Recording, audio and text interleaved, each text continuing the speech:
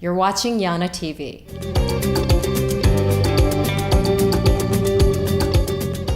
Hi, this is Yana and you're watching YanaTV. And today we have Rosaline Koo, who is a serial entrepreneur, specializes in leadership and turnarounds, and you also know her as a founder of Connections Asia. Rosaline, that's such a pleasure to have you here today. Yes. And my first question for you would be, as a founder of Connections Asia, until today, what is your biggest learning from running that business? That's a big question. I think the learning is that if you treat your clients really, really well and give value to them, and also if you treat your talent really well, your employees, that things will actually work out. So do well by your clients and your employees. And if you have the right business models, everything will work. Okay, so what do you mean under treating well? Like, is there anything specific you do within the company, or how do you treat well employees, or how do you treat well customers? Okay, for clients, it's all about their pain points. And can we solve their biggest pain points? So for example, there were 4 that I discovered, from working in this industry for 10 years. One was their employees' health are worsening very, very quickly because chronic disease hits Asia so fast. And because of that, their healthcare costs are going up. Second, they want their employees to be healthier. So how can we help them? And then how can we give each employee choice? And then how can we take the workload away from our clients? So we solved all of these issues. In terms of treating employees well, I actually believe that if we can create a startup where it brings out the best in everyone, and if you can hire the best talent and have them work together towards a vision and empower them, I do believe we can build a great company. Yes, that's absolutely. I think also, in the modern business, it's actually a very, very famous approach. When you need to have a purpose as a company, it's no longer about, addressing their pains. That's like classic business book. We all know that it's very important if you want to become successful, but also to attract people who are actually really, really good. These days, it's all about understanding socially what is your impact and what is your vision and what is your purpose. Yes. Right? No, I believe for employees to actually really care, they have to find meaning from work, especially since that's where they spend most of their hours. So can we employees feel like they're making a difference? So we built a company where they do feel like they're making a difference. Can we help companies help their employees become healthier without companies spending more? And that's so different from the old business model that we're competing against. Everyone else is just trying to find the best price. Yes. As an intermediary. But if we can actually reduce workload, improve people's health, and let everyone decide what's best for them, then I actually think that's a very good thing. Indeed, it is. Okay, so the other question would be, when you have been, and I know you have done also many other things before, so it's not, you have done all kind of startups, and help other companies to do turnarounds also. So what would be maybe your biggest business mistakes that you felt you have done either within your company or it was when you were doing turnaround for someone else? I've made so many mistakes. Like we all did. I guess it's all about talent. My mistakes were all about talent. One, if there is talent that is brilliant but poisonous and negative. You mean talent in terms of person? Yes. If there's a person, the brilliant jerks. This time around, I will not hire them. And if they happen to get through the interview process and do come in, I just believe they can bring down everyone.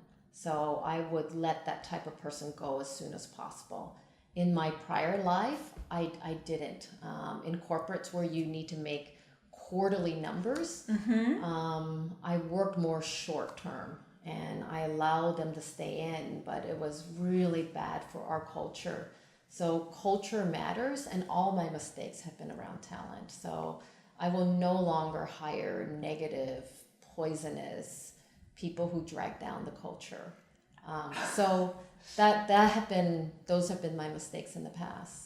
I guess that's advice for everyone out there, whether you're running your own company and you're looking to hire people. And Yes. sometimes you have some talents who are actually exceptionally brilliant. They're like really smart, really intelligent, mean. creative, but mean, or that they don't work in a team. Yes. Right. So that it does not work. In a small company, you cannot afford that because every single person counts. The thing about a startup is there is no safety net. Yes. And if you can't gain traction, make revenue before you run out of money, you're dead, right? In big companies, you have a lot of buffer to do that. And the culture may suffer because you're working so short term. I want to build a really long-term company where we invest in the employees, invest in the technology that solves these pain points for our clients. So I'm working on a very long-term plan. And so it's so different working now, but these things, work for corporates and for startups. Have you ever had any mentors? A lot. You I've did? actually had a lot of mentors, men and women. Okay, so both men and women. What are some of the people and what have you learned from them? Oh, well, the first thing I learned in banking when they gave me my first mentor was that physical abuse is not allowed. And I didn't know that because I grew up in the ghetto. Don't tell me you were actually going after people and teaching them. I was. Because I remember one person when I was in banking was really belittling and yelling at the team. And of course I followed her and shoved her. But that I found out it wasn't allowed. I had just moved from the ghetto to banking. So I didn't know that, so that's a good lesson, okay? Yes. Don't hit people. Yeah, I didn't know that before. Why don't they tell you these rules up front? Well, on the other hand, if you did know it and get it, you would have never made it. Yes, you see? So we learn everything when the time is right. They told me that you can move the girl out of the ghetto, but not the ghetto out of the girl. So she's still there. So the good thing, it means you're a fighter. Right? You're fighter. Even though you're very polished now and I can see you're very elegant, but I can feel that spirit. You are a fighter. Yeah, I'm still a fighter. I fight for people. So the other learnings I've had is how to be a better coach. So how to develop others, because I do believe in bringing everyone up. So that's how we're running the firm now. We want to actually be able to coach and develop people during your journey of reaching your vision. So that's part of the culture of creating the best environment that brings out the best. If people feel like they have purpose at work and meaning can make a difference, and we can develop them along the way, people want to stay and they want to work. So mentors taught me how to develop others, how to be much more tactful than I used to be when I was straight from the ghetto shoving people. So I've learned to develop talent, how to talk to people in a way that inspires rather than intimidates. Yeah, rather than intimidates. I can see that. Rosaline, I notice you're very observant about people, things, and you kind of like you see it straight, direct to the point. Do you use it in business? That quality? It's really important in business. So, as you rise, EQ matters so much more than IQ because everyone's smart that rises. So the ability to inspire others, the ability to read, the ability to influence. And that's not just with employees, it's with customers and also with investors and potential partners. I think that skill is super important. Is there some kind of like a secret tip that you have for people if they want to develop a bit more the emotional intelligence and the influence? Like, is there something that you could do to get better at it? I believe the first step is always self-awareness. Self-awareness, self-acceptance of your strengths and your weaknesses, getting a lot of feedback, and having people coach and give feedback as instantly as possible, so that we can instill change. It's motivating people to change is really hard. Yeah, absolutely. So basically it's about being very open to grow yourself first. Yes. I believe everyone should be open to growth, because how else are you going to grow? Right? If you're open, people give me so much feedback. I really get, now I have really thick skin. Yeah, okay, developed over the years. Yeah, and I probably have no more pride or ego, because, along the way, everyone tells me what I need to do to improve. So, and I'm hoping with our own teams that we can do that too. And it's just keep improving them and keep growing them. Well, I'm a very strong believer that your business will never outgrow yourself, so for business owner, it's actually very important to keep pushing, but you do, keep pushing the boundaries and constantly evolve, because then you elevate the entire company with you. So otherwise it's, never going to make it in a big way, right? So if you're like into something big in life, you have to grow and get out of your own way. Yeah, no, it's the same. Not only do you grow yourself, but you grow your company. Because our goal is to get to the future before any of our competitors. And we have to keep innovating in order to stay there. So I do believe we reach the future first. But that's how you win in business. Maintain it? Yeah, you have to.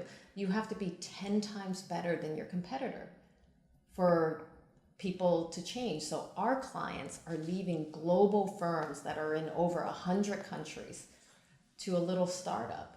So we have to be 10 times more compelling in order for them to come to us and to stay. So we do have to execute. We do have to solve their pain points. We do have to innovate. It's very interesting. So once when you innovate and when you become, you just go to the future faster than your competitors. But then, as you said, when you become very, very successful, it's actually easier sometimes to become really successful than to stay successful. Exactly. Right? So everyone will be gunning for you. Yes. Once you're the first one on the top. Yes. Everyone goes after you. And many people that try to mirror and say, that imitation is the best form of flattery, right? So people that try to analyze your business and understand what works and implement in their business, and they're going to climb it very, very quickly. Oh, they will. So what is the secret in there when you are at the very top at what you do? How can you actually stay there? I believe the only way to stay there is to continue to talk to clients about their needs and continue to evolve with them. So a lot of our first clients were actually the ones who worked with me in my living room. Oh, when you had, when we launched, we actually launched with the top tech firm, one of the top financial services, and one of the top manufacturers. They were building our prototype and they launched fully formed with us day one. And then others in their industry followed. And then now they're asking us to move to other countries. So we opened up Hong Kong, we're about to open China, we're about to structure a deal where we will open 10 countries. So we will follow them to all their countries and service them the same way. But we do have to keep evolving. So success to me is not just innovation, it's also execution. Not only do you have a concept, but you have to transform your concept into reality.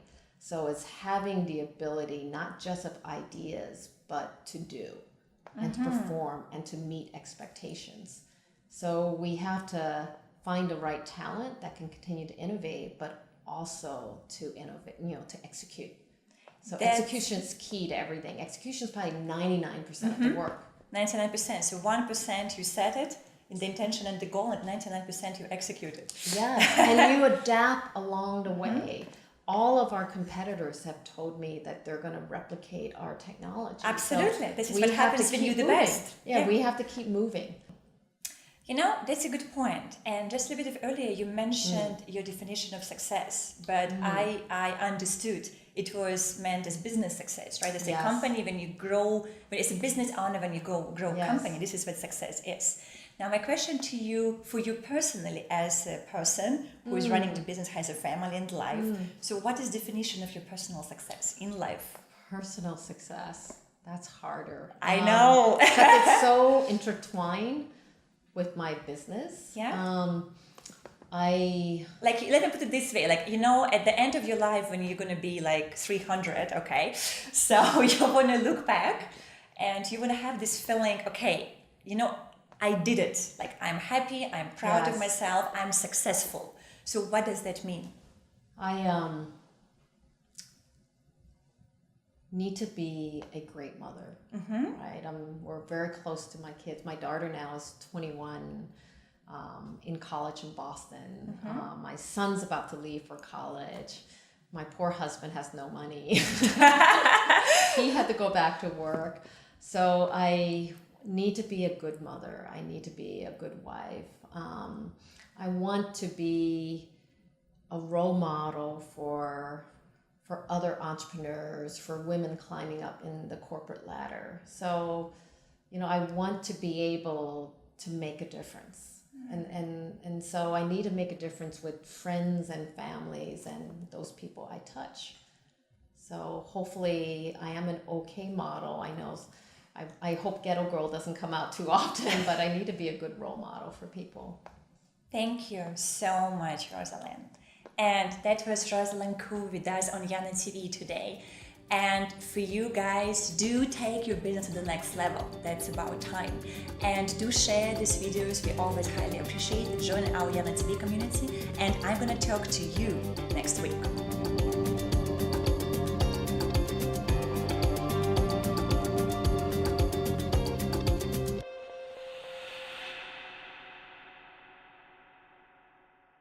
You have to remain focused on whatever you wish to achieve.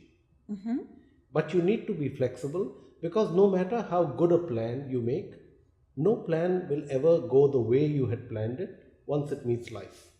Absolutely. So you need to stay focused on the goal, but be flexible about the path you take to it. And discipline is the glue, the super glue which holds everything together.